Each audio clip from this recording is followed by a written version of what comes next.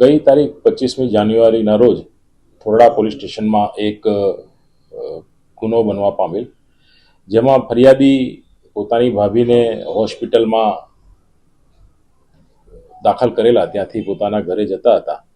દરમિયાન તેમને ઓવરટેક કરીને પાછળથી આરોપીઓ આવેલા અને ફરિયાદી ખોટી જગ્યાએ ઊભા રહ્યા છે તેવી ધમકી આપીને પોલીસ કેસ કરવાનું એમને જણાવેલું અને પોલીસ કેસ ના કરવો હોય તો અમને ગૂગલ પેથી પૈસા આપો, તમારી પાસેના પૈસા આપો એમ કરીને એની પાસેની એક્ટિવાની ડિક્કી ચેક કરતા એની ભાભીના સારવાર અર્થે એમની પાસે રાખેલા 25,000 રૂપિયાની ડિક્કીમાં હતા.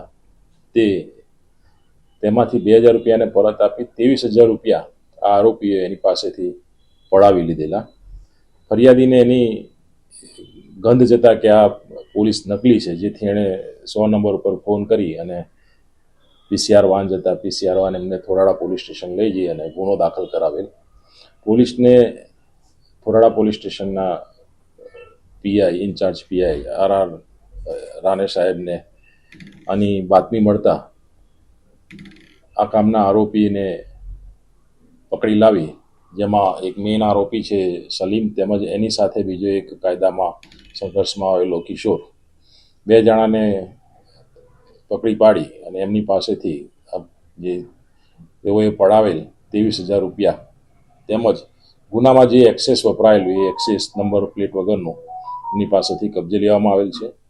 મુખ્ય આરોપીને અટક કરી અને તેના રિમાન્ડ મેળવી અને આગળ વધુ પૂછપરછ એની ચાલુ છે. આ બંને આરોપીઓનો ગુનાહિત ઇતિહાસ છે. એમાં જે મુખ્ય આરોપી છે એના વિરુદ્ધમાં 7 જેટલા ગુના આ રીતેના ટૂંકમાં પૈસા પડાવી લીધેલા તેમજ ચોરીના કરીને 7 ગુના નોંધાયેલા છે.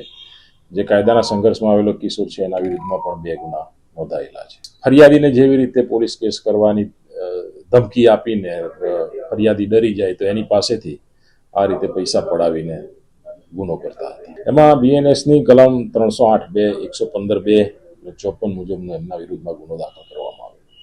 સાંજ સમાચાર ફેસબુક પેજને લાઇક કરો, વિડીયો શેર કરો અને વધુ વિગતવાર સમાચાર માટે sanssamachar.net વિઝિટ કરો.